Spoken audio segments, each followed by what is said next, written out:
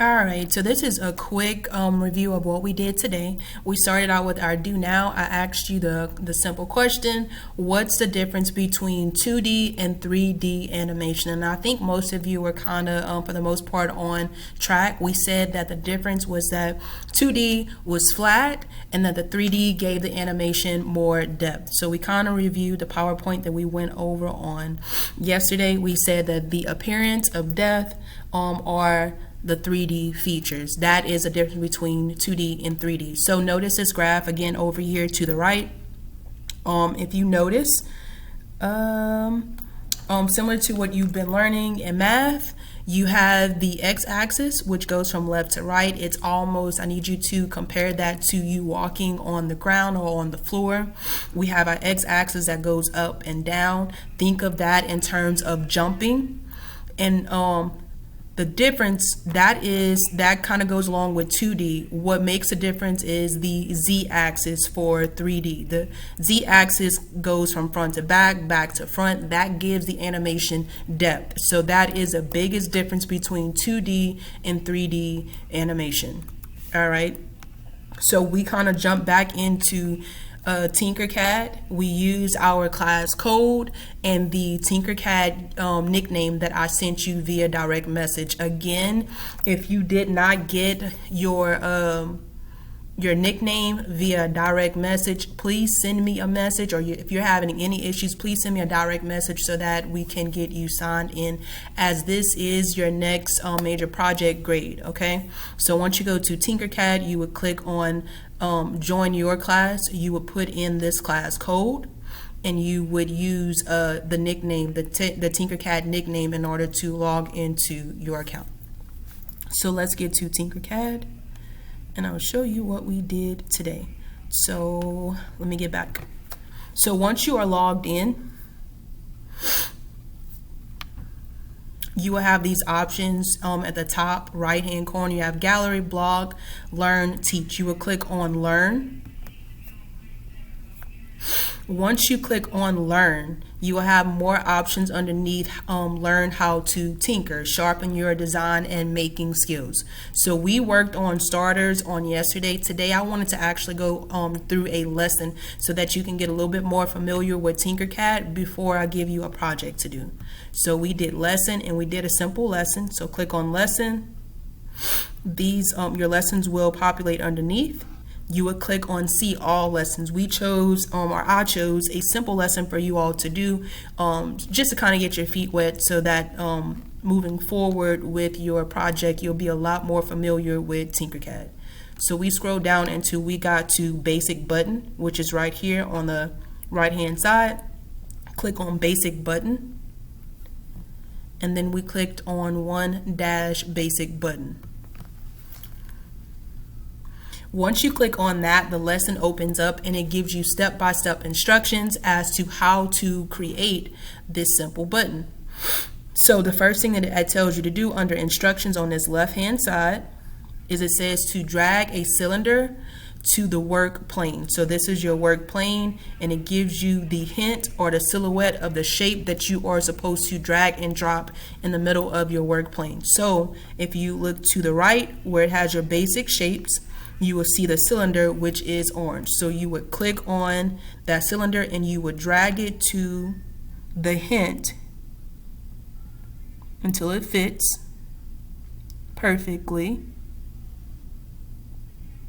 on your work plane. There we go. Notice that it says solid and it is orange. So that's just letting you know that, hey, the cylinder is orange now, but you can also change that color. So if you click on that solid orange, it gives you more options as far as colors that you can use. I'm going to choose a purple because I think it's really cool and it looks good. I'm going to click this up arrow by shape just to get that out of my way and I can see my entire plane. All right, so we've completed the first step. So down here on the bottom left hand side, we're going to click next. Once you click next, your next instructions will pop up. It says 1, scale it down to a height of 2 millimeters. And it gives you a tip. It says you can scale down the cylinder with the white dot or square, whichever you want to call it, at the top of the cylinder shape. So this is our shape, and it already has the dot or the square at the top middle of the cylinder. So if you put your mouse there, you would select it or click it, and you would drag it down. Right now it shows you right here that the height is 20, and notice the arrows are up and down, so it's showing you that your the height of your cylinder is 20 millimeters. So we need to scale it down to 2 millimeters. So we're going to click on that dot, and we're going to scale it down to 2 millimeters. We have 6, 3, we went to 1, 2. Once you get to 2, you will take your finger off the mouse, and there you go. So now you have your cylinder, which is scaled down to 2 millimeters in height. So once you have that, we're going to click next. All right, the next thing it tells you to do is to scale it smaller to a diameter of 16 milliliters.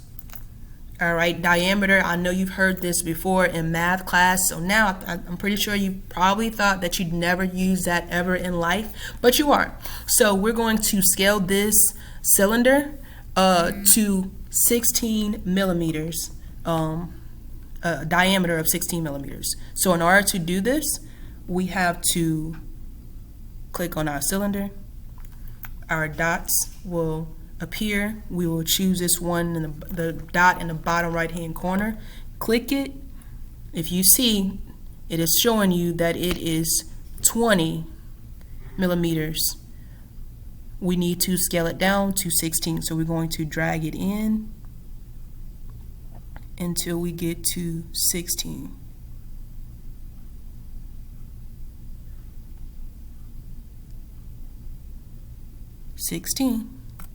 And we will release it. Alright, so we've scaled it down 2 millimeters in height, 16 millimeters in diameter. You don't want, if you notice, the buttons on your shirt, they're not huge. So we had to scale it down so it's not too thick, because I'm pretty sure a thick button on your shirt, or if it's too big, it will look weird. So once you've done that, we will click next. Alright, so it says now you can create the holes that will allow the button to be sewn to a shirt. Drag a cylinder shape to the work plane. So it's showing you, hey, we need to make the holes for your button. So now let's grab another cylinder, and we will, as a matter of fact, let's delete this one, because it's telling you holes. So if you look at these, the ones that have the shapes up here that have the lines, those are actually holes, and these are the solids. Okay, so we're actually going to choose the cylinder with the lines because we want to just make the holes of the button, and it fits perfectly, and I'll let it loose. So if you notice, once I released it, you have the shape up here at the top. If you click the down arrow, it shows you solid, which is orange, and then you have hole. We want to keep it a hole because we want to be able to sew through those buttons. Once you have that cylinder for the holes of your button, we're going to click next. Next thing it tells you to do, it says to scale it smaller to a diameter of 3 millimeters. So that's the first thing we're going to do. So let's click our cylinder, and we're going to use that arrow just like we did with our button, and we're going to scale it to 3 millimeters. Right now it is 20.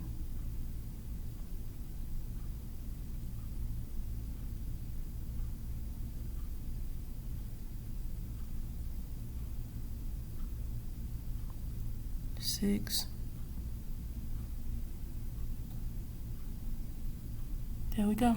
So it is 3. Let me put this up. So now that you see our cylinder is 3 millimeters in diameter. This next thing it says to move it to the area marked in orange. So it's giving you a hint, this is where it needs to go. And that is how we're going to make the hole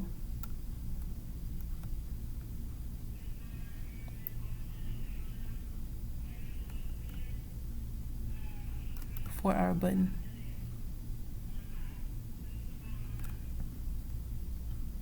And I think it fits perfectly. All right, it says don't forget to that you can adjust the snap grid. All right, so we have it there. We're going to click next. So we need 2 button holes. So the next thing we're going to do is we're going to copy and paste this hole. So click on the buttonhole that you just created. We're going to hold down Control, which is CTRL in the bottom left hand corner of your keyboard, and you're going to press the letter C. So that copies it, and then we're going to paste it by holding down Control again, but this time we're going to press the letter V as in victory. Once you have it pasted, we are going to move it to the other silhouette. Can't really see it. It's not exactly there, so let me move it again.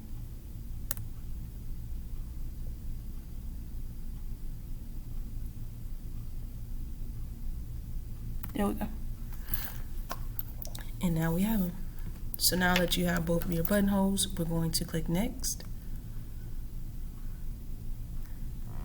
This step says to select all the shapes and group them into a single object by clicking the group button on your menu bar.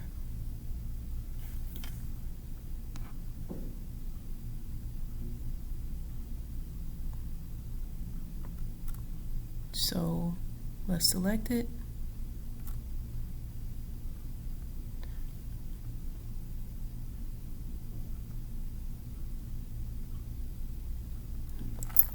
And right here at the top, if you see, like, it looks like an arrow going to the right. So if you click this arrow to the going to the left, I'm sorry, I don't even know my direction. Arrow going to the left, that groups it. And now we're going to click next. That is it. You're done. That is your button, so click done. There's your button. All right, so that is pretty much what we did today. If you have any questions, and again, if you have any issues logging in to Tinkercad, you need any assistance, please send me a direct message. Y'all, this is the beginning of the second 9 weeks. I don't want anybody to fall behind. So if you have any questions, you need any assistance, any help, please do not hesitate to send me a direct message. That's what I am here for. I want all of you to be successful in this class.